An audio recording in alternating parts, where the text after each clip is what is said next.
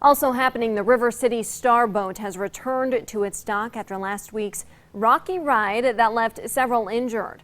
Today, a member of the Coast Guard confirmed that the boat may be deemed operational as early as tomorrow. Just yesterday, it was pulled ashore for repairs at Tom Hannafin River's Edge Park, but the boat still has to pass a few safety tests. As for the investigation into what exactly happened last week, we're told they're still trying to gather more information.